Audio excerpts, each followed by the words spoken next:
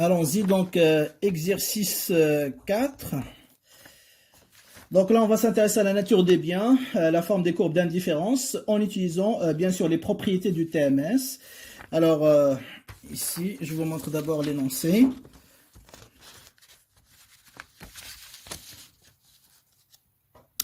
Alors, les préférences d'un consommateur se traduisent formellement par la fonction d'utilité suivante. Donc, comme on a dit, la fonction d'utilité représente les préférences d'un consommateur. Donnez le TMS, ok. Que pourriez-vous dire au sujet de la nature des deux biens? La nature des deux biens X, Y est justifiée, parce qu'il y a certains qui donnent juste la réponse oui ou non, etc., mais sans justifier. Il faut toujours argumenter. Deuxième question, peut-on dire que les courbes d'indifférence sont-elles convexes lorsque les préférences du consommateur sont représentées par cette fonction d'utilité x 1/5, y 3/5? Très bien, allons-y. Donc ce sont des questions directes. Okay. Alors la première, on a la fonction d'utilité uxy qui est égale à 3x au carré plus 4y au carré, le tout à la puissance 2, calculer le TMS. Donc là, vous voyez bien qu'on me donne uniquement la fonction d'utilité. Ça veut dire que je suis dans le cas de variation continue. Et dans ce cas-là, le TMS, c'est le rapport de dérivée de u par rapport à x et la dérivée de u par rapport à y, comme on a déjà fait la démonstration. Okay. Très bien, donc là, c'est appliquer la formule, rien de spécial. Je prends 3x au carré plus 4y au carré, le tout au carré prime par rapport à x, et je fais pareil en bas, 4y au carré, à la puissance 2 prime par rapport à y, ok. Et là, bien sûr, on a une dérivée de type un' qui est égale à n fois u' fois un moins 1. D'accord? Alors, vous l'avez bien compris, u c'est 3x au carré plus 4y au carré, petit n ici est égal à 2. Et là, je vais dériver à la fois par rapport à x et par rapport à y. Donc, TMS sera égal à... Donc, petit n ici, c'est 2. 3x au carré plus 4y au carré prime par rapport à x fois 3x au carré plus 4. Alors, désolé, j'ai plus d'espace. Donc, à la puissance 2 moins 1, c'est-à-dire 1 tout simplement. OK? Sur, pareil, 2, petit n, 3x au carré plus 4y au carré prime par rapport à y. OK? Fois 3x au carré plus 4y au carré à la puissance 1. 2 moins 1, ça fait 1. Et donc, bien sûr, je vais simplifier par ça, hein, donc je ne vais pas me casser la tête. 2 aussi. Il va me rester là, enfin, le rapport des dérivés de 3x au carré plus 4y au carré par rapport à x et par rapport à y. Donc, j'ai plus ici. Je dérive par rapport à x, donc ça c'est une constante, donc c'est 0. Je dérive par rapport à y, donc ça c'est la constante, donc ça c'est 0. Qu'est-ce qu'il me reste? La dérivée de 3x au carré par rapport à x, c'est quoi? C'est 2 fois 3, ça fait 6x, n'est-ce pas? Et la dérivée par rapport à y, pareil, ça fait 2 fois 4, ça fait 8y. Je peux simplifier par 2, ça fait 3x sur 4y. Voilà mon TMS. OK? Très bien. Alors, à partir de ce TMS, qu'est-ce qu'on peut dire sur la nature des biens? On sait que la relation entre le TMS et la nature des biens, je l'ai rappelé au début de cette séance de révision. Donc là, qu'est-ce que je remarque? 3, je remets le résultat final, c'est 3x sur 4y. Donc là, ce n'est pas une quantité qui est égale à 0. Donc, ça veut dire quoi? Ça veut dire que les biens ne sont pas complémentaires, donc éliminés. Complémentaires, il n'y en a pas. Est-ce que c'est fixe? Donc non, parce que x, y, ça varie. Donc ce n'est pas des biens imparfaitement substituables. Parfaitement substituables, pardon. Donc il reste la troisième option, troisième possibilité, c'est que, est-ce que ce sont imparfaitement substituables? Et pour cela, je dois démontrer, est-ce que le TMS, est-ce qu'il est décroissant ou pas? D'accord? Très bien. Donc, est-ce que le TMS est décroissant? Puisqu'il n'est pas égal à 0, puisqu'il n'est pas fixe, est-ce qu'il est décroissant? Donc, on va dériver le TMS par rapport à x. Et on regarde. Donc, c'est 3 sur 4, si vous voulez. X sur Y, prime, par rapport à X. Et là, hein, donc, Y, ça devient une constante. Je dérive, en fait, hein, donc tout ça. C'est-à-dire 3, si vous voulez. Pardon. Donc, on dérive, hein, donc 3 sur 4. X, Y. Alors, ça fait 3 sur 4. OK. La dérivée 1 donc, de X, par rapport à lui-même, c'est 1. Donc, il reste 1 sur Y. Et donc, on obtient donc 3 sur 4 Y. Donc, ça, c'est positif, bien évidemment. Ça veut dire que le TMS, voilà, il est croissant. Donc, on ne peut pas dire que X, Y ne sont pas parfaitement substituables. Ne sont pas imparfaitement substituables. Ok? Très bien. Donc voilà ce que je peux dire à ce niveau-là. Parce que si j'avais trouvé que le TMS était décroissant, bah là, à la limite, oui. Hein, donc je dirais qu'ils sont imparfaitement substituables. Donc ce qui n'est pas le cas ici, bien sûr. Très bien. Alors, voilà la justification. Maintenant, hein, donc on passe à la deuxième. Est-ce qu'on peut dire que les courbes d'indifférence sont convexes ou pas? D'accord? Très bien. Deuxième question, est-ce que les courbes d'indifférence sont convexes? Mais là, bien sûr, je change hein, donc, de fonction d'utilité. Lorsque U, parce que vous regardez, voilà, U, x, y est égal à x à la puissance 1 cinquième, y 3 cinquième. D'accord? Alors ici, pour démontrer est-ce que les courbes d'indifférence sont convexes, c'est-à-dire, ou vérifier ça, il faut vous vérifier en quelque sorte si le TMS est décroissant ou pas, encore une fois. D'accord? Donc, courbe d'indifférence convexe, c'est-à-dire, est-ce que le TMS est décroissant? Le TMS que je vais obtenir à partir de cette fonction d'utilité, pas à partir de la question précédente. Maintenant, j'ai oublié la question précédente parce que j'ai changé de fonction d'utilité. Donc, je vais travailler avec cette nouvelle fonction d'utilité. Donc, je calcule le TMS est égal donc à U' de x toujours sur U' de y. Cas en fait de variation continue, comme d'habitude là. Et je calcule mon TMS. Donc, c'est x à la puissance 1 cinquième, y à la puissance 3 cinquième prime par rapport à x. OK. Et x 1 cinquième, y 3 cinquième prime par rapport à la variable y. Donc, de manière classique, je vais dériver par rapport à x. Donc, ça veut dire que y, c'est une constante, toujours. Donc, ça fait 1 cinquième. X à la puissance moins 4 sur 5. Y, donc, il va rester inchangé. C'est une constante. Pareil, je dérive par rapport à y. Donc, ça fait 3 sur 5. X, je respecte l'ordre. Je commence par x à la puissance 5. Ça, c'est 5, bien sûr. Ça ne change pas, c'est une constante. Et y, ça va changer, ça va devenir y3 moins 5, ça fait moins 2 sur 5. Et on continue. Je simplifie ici hein, par 5, il me reste 1 sur 3.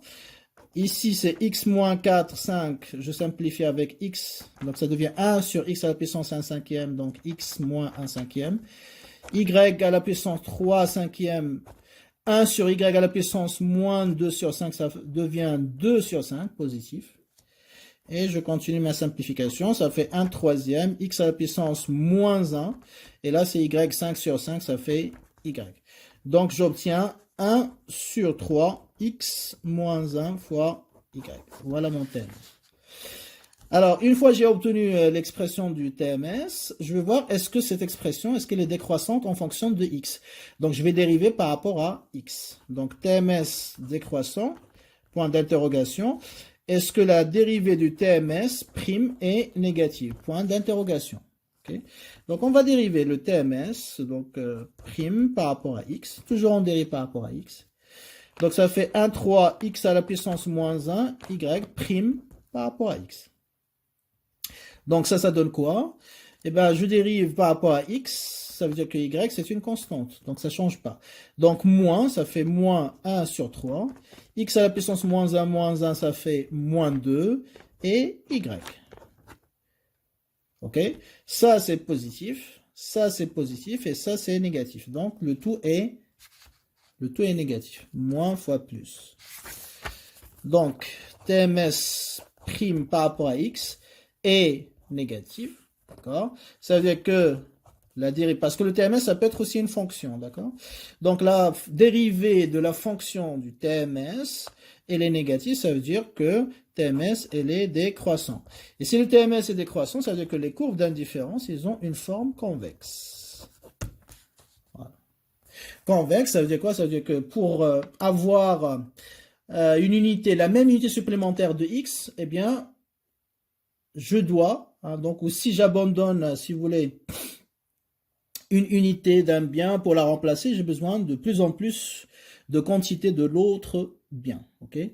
Par exemple, si j'abandonne chaque fois une unité de y, eh bien, je dois la remplacer, c'est-à-dire avoir une contrepartie de x qui est de plus en plus élevée. Par exemple, la première fois, je vais demander 2 unités de x supplémentaires. Je renonce à une unité de y. La deuxième fois, je vais demander 4 unités de x. La troisième fois, je vais demander 6 unités de x, et ainsi de suite. Donc, chaque fois, je vais demander une compensation qui est de plus en plus élevée. C'est la signification de courbe d'indifférence convexe. On a déjà fait la démonstration. Ok? Très bien. Voilà donc pour le quatrième. Alors, dernier exercice, cinquième. Alors, dans cet exercice, qu'est-ce qu'on vous dit concrètement? Alors, vous avez les préférences d'un consommateur qui sont représentées par la fonction x, y sur x à la puissance 1 quart, y 3 quart. Calculer le TMS, en déduire la nature des biens x, y. Ok? À quoi est égal le TMS pour les paniers A2, 3, P5, 2 situés sur la même courbe d'indifférence? Et puis, est-ce qu'on peut remplacer cette fonction d'utilité par la fonction 2x au carré, y au carré, x1 demi, y3 sur 2? Ok? Très bien. Donc, on va commencer par la première, calculer le TMS pour cette fonction d'utilité. Alors, je reprends la fonction d'utilité.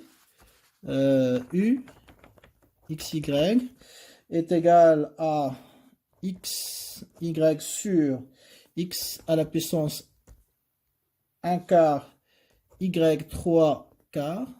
Ok. Donc, calculer, première question, calculer le TMS de cette fonction. Ok.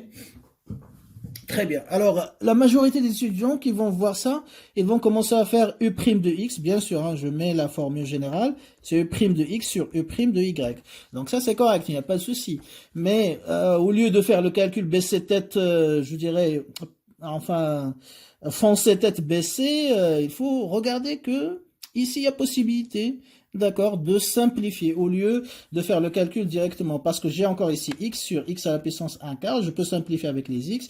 Et là, je peux simplifier avec les y. D'accord? Donc, avant de attaquer le calcul directement, on peut simplifier, comme on a fait pour les dérivés d'ailleurs. Donc, u, xy, il peut être écrit différemment. Donc, xy sur x 1 quart, y 3 quarts est égal à quoi? C'est égal à x sur x à la puissance 1 quart fois y sur y à la puissance 3 quarts. Et là, je peux simplifier.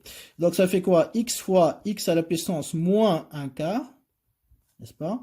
Fois y à la puissance moins 3 sur 4, n'est-ce pas? Et donc là, ça fait quoi? X, c'est comme si vous avez 1 ici, donc ça fait 4 moins 1, ça fait 3 sur 4. Y ici, ça fait 4 moins 3, ça fait 1 4. Voilà U. Et vous voyez, donc cette expression, elle est largement plus facile que celle-là, au lieu de faire U' fois V, etc., et se compliquer la tâche. Et peut-être tu vas passer une demi-heure sur cette question alors que ça ne mérite pas. Donc, on va dériver cette expression. Okay? Allons-y.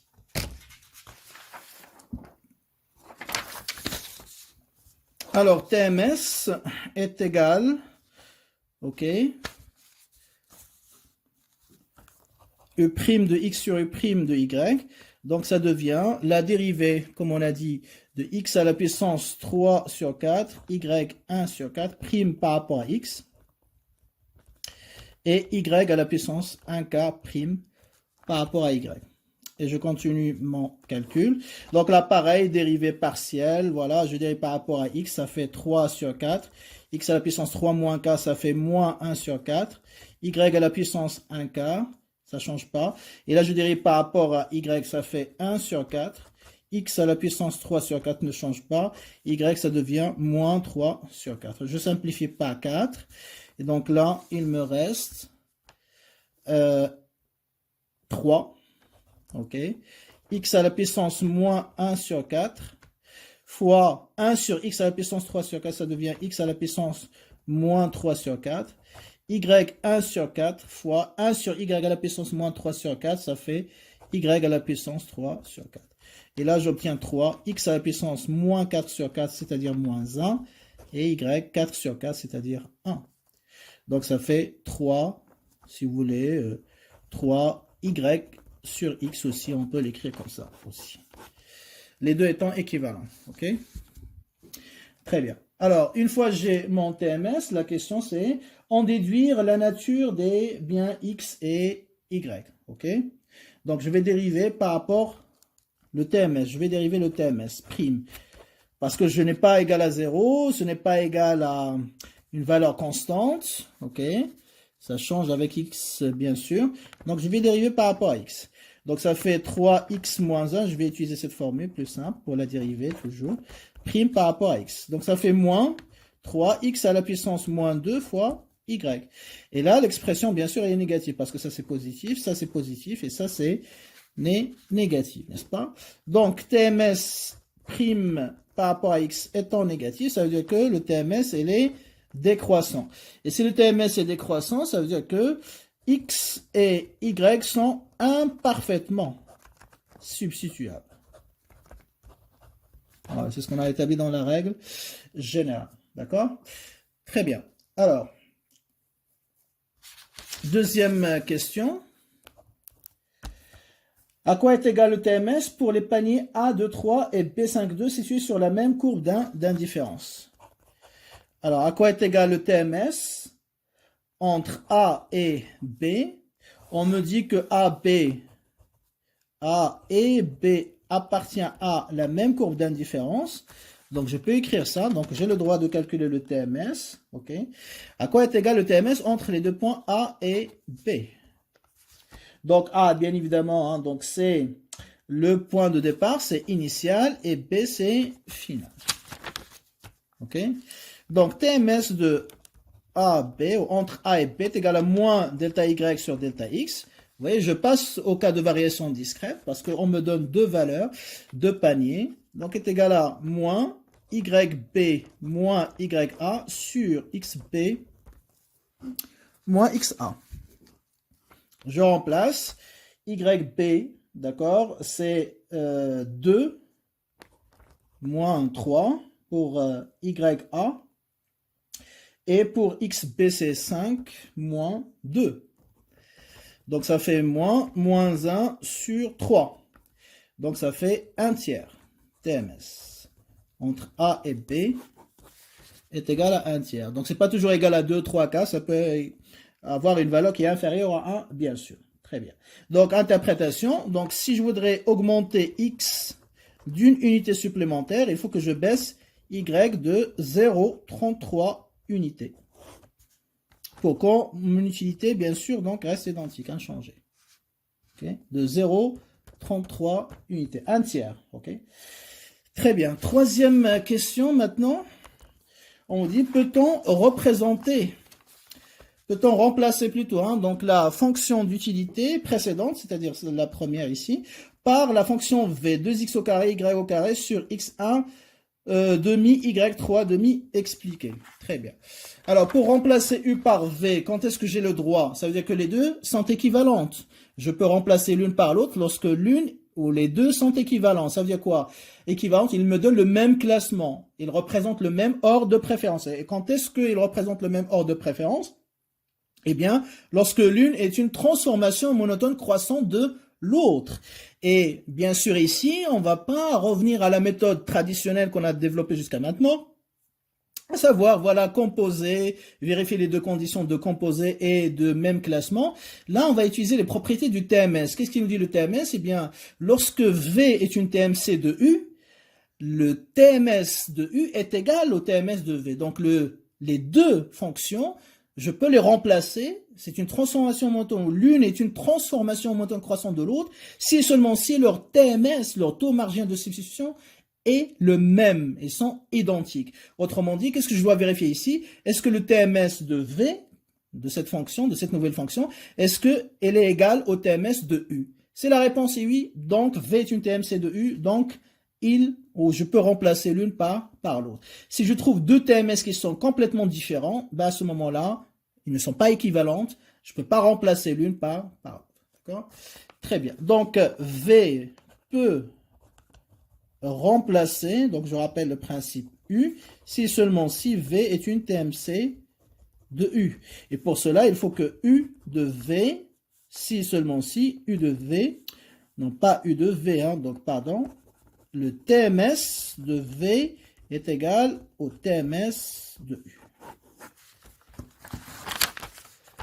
Voilà ce qu'on doit un petit peu donc vérifier. Est-ce qu'ils ont le même TMS? Alors le TMS de U, on l'a trouvé, donc c'est 3x moins 1, n'est-ce pas? Fois Y. On va chercher le TMS de V. Ok. À quoi est égal V? Donc je reprends son expression. Pareil, donc je vais la simplifier avant de calculer son TMS. Donc Vxy est égal à 2x au carré. 2x au carré, y au carré, sur x à la puissance 1 demi, y à la puissance combien? 3 sur 2. Voilà. Donc, pour simplifier le calcul, je vais d'abord simplifier les x avec les x et les y avec les y. Donc, ça me donne 2x à la puissance 2. 1 sur x à la puissance 1 demi, ça devient x à la puissance moins 1 sur 2. Fois toujours y au carré. 1 sur y 3, 2, ça devient y moins 3 sur 2. Je continue, ça fait 2x. Ici, 2 moins 1 demi, ça fait 4 moins 1, ça fait 3 sur 2. X à la puissance 3 sur 2. Y2 moins 3 sur 2, ça fait Y à la puissance 1 sur 2. Ok? Voilà V. Et je vais calculer le TMS de cette expression-là. Plus simple. Alors, dernier calcul.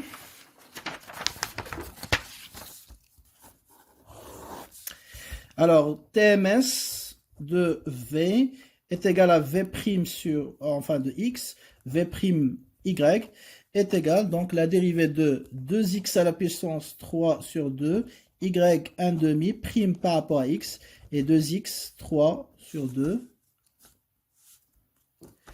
fois Y 1 demi, prime par rapport à Y. Très bien, donc on dérive par rapport à x, donc ça fait quoi? 3 sur 2 fois 2, donc je simplifie par 2, donc il reste 3. X à la puissance 3 sur 2 moins 1, donc ça fait 3 moins 2, donc x 1 demi. Y à la puissance 1 demi, ok? Et là, je vais dériver par rapport à y, donc 2 fois 1 sur 2, ça se simplifie. Il reste, bien sûr, x à la puissance 3 sur 1 fois x3, 2, bien sûr. Y à la puissance moins 1 demi. Donc, il reste 3. X à la puissance 1 demi fois y à la puissance moins 3 sur 2, bien sûr. X, pardon, ça c'est x. Voilà. Et y à la puissance 1 demi. Là, ça devient y à la puissance 1 demi. Ok? Donc, 3, je répète, x à 1 demi, ça c'est x. À la puissance moins 3 sur 2. Donc, ça fait 3. X à la puissance moins 2 sur 2, ça fait moins 1 fois y. Voilà le TMS de V. Qu'est-ce que vous remarquez? Le TMS de U est égal au TMS exactement de V. Donc, ça veut dire quoi? Ça veut dire que V est une TMC de U. Et si V est une TMC de U, donc V peut remplacer U. Car les deux sont équivalentes. Ils donnent le même résultat. Ok? il donne le même résultat. Voilà un petit peu donc comment on peut exploiter ces propriétés donc du TMS. Effectivement, donc ça permet de remplacer une fonction par une autre lorsque justement ils ont le même TMS. Et donc ça, c'est la preuve qu'une fonction est une transformation en automne croissant de l'autre. Très bien. Donc voilà, on va arrêter à ce niveau-là concernant donc cette série. Hein. Donc je vous donne rendez-vous pour la prochaine qui va traiter bien sûr de la contrainte budgétaire et l'équilibre du consommateur.